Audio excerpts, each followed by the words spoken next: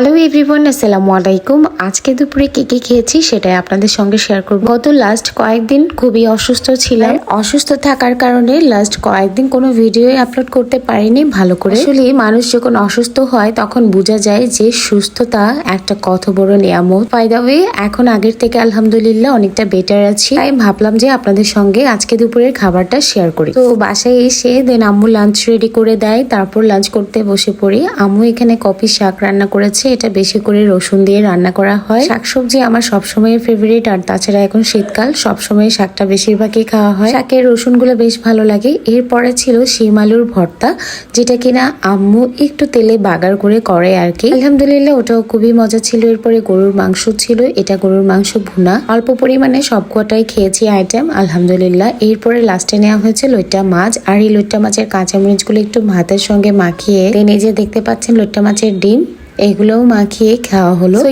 That was it for today. Thank you for watching. By.